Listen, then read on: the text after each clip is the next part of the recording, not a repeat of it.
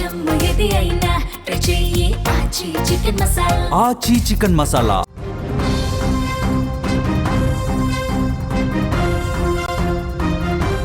ఇద్దరు ప్రేమించుకున్నారు, పెళ్లి చేసుకోవాలని భావించారు. కానీ ఇంట్లో పెద్దలు అంగీకరించలేదు.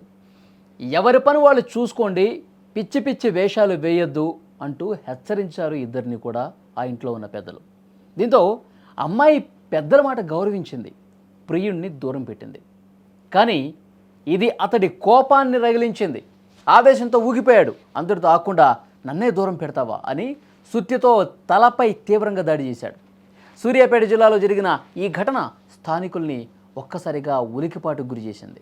నూతనకల్ మండలం లింగంపల్లికి చెందిన మహేష్ అనే యువకుడు అలగునూరు గ్రామానికి చెందిన స్పందన అనే యువతిపై ఘాతుకానికి పాల్పడ్డాడు. వీళ్ళిద్దరూ గత 8 ఏళ్లుగా ప్రేమించుకుంటున్నట్టు తెలుస్తోంది. ఇటీవలే ఇరు కుటుంబాల మధ్య గొడవ జరిగి పెద్దల సమక్షంలో పంచాయతీ పెట్టారు. ఎవరి దారి వారు చూసుకోవాలని తీర్పు చెప్పారు. ఈ క్రమంలోనే ఈ ఘటన జరిగినట్టుగా అనుమానిస్తున్నారు స్థానికులు. ఘటన జరిగిన సమయంలో యువతి తన సోదరి ఇంట్లో ఒంటరిగా ఉన్న సమయంలో ఘాతుకానికి పాల్పడ్డాడు మహేష్. ప్రేమించిన యువతి తనను దూరం పెడుతోందనే కక్షతో మహేష్ ఆమెపై సుత్తితో అత్యంత దారుణంగా, పాశవికంగా, అమానుషంగా దాడి చేశాడు. ఈ దాడిలో తీవ్రంగా గాయపడ్డ స్పందన రక్తపు మడుగులో ఒక్కసారిగా కుప్పకూలిపోయింది. ఆమె కేకలు విన్నటువంటి స్థానికులు, చుట్టుపక్కల వాళ్ళు వెంటనే అక్కడికి వచ్చారు. పారిపోతున్న ఆ నిందితుడిని వెంబడించి పట్టుకున్నారు. అతన్ని స్తంభానికి కట్టేసి దేహశుద్ధి చేసి అనంతరం పోలీసులకు అప్పగించారు. పోలీసులు నిందితుడిని అదుపులోకి తీసుకున్నారు.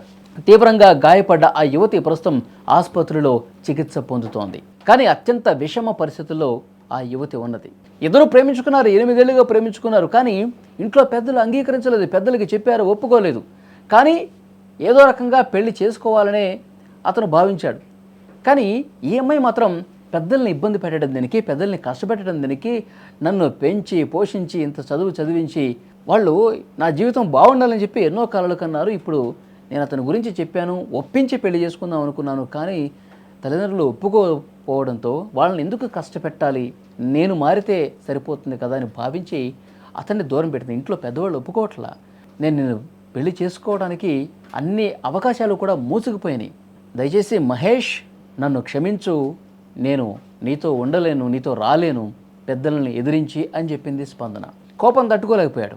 నన్నే దూరం పెడతావా, 8 సంవత్సరాల పాటు నీ వెనకాల కుక్కలా తిరిగాను, మనం ఎట్లాగైనా సరే కలిసి ఉండాలి అని చెప్పి భావించుకున్నాం, ఎన్నో ఊసలు మాట్లాడుకున్నాం, బాసలు చేసుకున్నాం, ఇప్పుడు ఒక్కసారిగా కాదు అంటే ఎట్లా అని గొడవ పడతానే ఉన్నాడు. ఇక ఎంతకు తను వినకపోవటంతో ఆమె తన సోదరి ఇంట్లో ఉండగా, ఒంటరిగా ఉండగా వెంట తెచ్చుకున్నటువంటి ఒక సుత్తితో మహేష్ సైకోలా మారిపోయాడు. సైకో మహేష్ ఏం చేశాడు, స్పందన తల మీద సుత్తితో కొట్టి ఇక ఆమె రక్తపు మోడులో రక్తం కారుతూ ఒక్కసారిగా కిందకి కూలబడిపోయింది, పెద్దగా కేకలు వేస్తూ. చుట్టుపక్కల ఉన్న వాళ్ళందరూ కూడా వచ్చి ఒక్కసారిగా షాక్ అయిపోయారు. ఏం జరుగుతుందో తెలుసుకుని వెళ్ళిపోయి అతడు అక్కడి నుంచి పారిపోయే ప్రయత్నం చేస్తుండగా వెంబడించి అతన్ని పట్టుకొని స్తంభాన్ని కట్టి, స్క్రీన్ మీద చూస్తున్నారు మీరు, అతను ఏ విధంగా స్తంభానికి కట్టేశారు మీరు చాలా స్పష్టంగా చూడొచ్చు.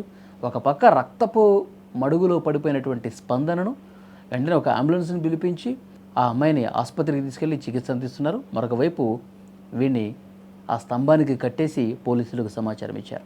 సో చాలా బాధాకరమైన విషయం. పెద్దల్ని ఒప్పించి పెళ్లి చేసుకోవాలి, పెద్దలు ఒప్పుకోకపోతే ఇంకేదైనా మార్గం ఉందేమో చూడాలి. కానీ ఈ విధంగా చట్టాన్ని చేతిలోకి తీసుకొని క్రూరంగా రాక్షస మనసుతో ఇట్లా క్రిమినల్గా మారిపోయి, సైకోల్లాగా మారిపోయి ఈ విధంగా చేయటం ఎంతవరకు కరెక్ట్? సో అమ్మాయి ఇప్పుడు చావు బతుకుల మధ్య ఉంది. అంటే నాకు దక్కనిది ఇంకెవరికి దక్కకూడదు అన్న ఒక క్రిమినల్ ఆలోచనతో ఈ మహేష్ అనే సైకోగాడు బిహేవ్ చేసినటువంటి పరిస్థితి ఉంది. సో డెఫినెట్గా చాలా బాధాకరమైన విషయం. 2 కుటుంబాల్లో ఉన్నటువంటి పెద్దలు ఇప్పుడు బాధపడుతూ ఉన్నారు, ఇప్పుడు వాళ్ళు రోధిస్తూ ఉన్నారు. వీడు ఒక సైకో అని చెప్పి వాళ్ళు భావిస్తూ ఉన్నారు. ఈ అబ్బాయి తల్లిదండ్రులేమో వద్దురా అమ్మాయి అని చెప్పి అంటే నువ్వు వినట్లేదు, ఇప్పుడు ఈ గతి పట్టింది నీకని చెప్పి ఈ అబ్బాయి తల్లిదండ్రులు కూడా బాధలో ఉన్నటువంటి పరిస్థితి ఉంది. అతన్ని పోలీసులు అదుపులోకి తీసుకున్నారు, కేసు కూడా నమోదు చేశారు. స్నేహానగర్ కొడకూడలో ఉన్న స్నేహానగర్కు రావడం జరిగింది. ఇక్కడ ఈ స్నేహానగర్లో ఈ 2nd ఫ్లోర్లో ఒక స్పందన అని చెప్పేసి లా చదువుతున్నది.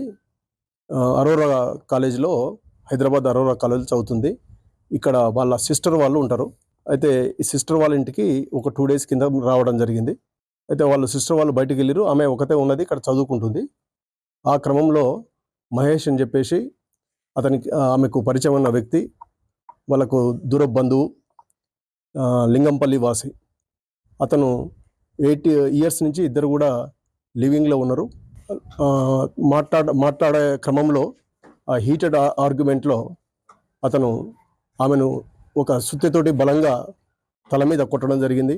అతన్ని అవాయిడ్ చేస్తుందనే ఒక నెపంతో ఆమెను టార్గెట్ చేసి ముందుగానే ఒక పథకం ప్రకారం ఒక సుత్తిని కూడా అతను కొనుగోలు చేసి తీసుకొని రావడం జరిగింది.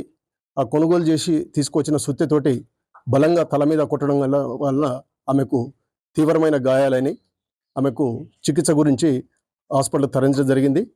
అతన్ని ఇమ్మీడియట్గా అతన్ని అదుపులోకి తీసుకొని తదుపరి విచారణ గురించి మనం కోర్టులో హాజరుపరచడం జరుగుతుంది.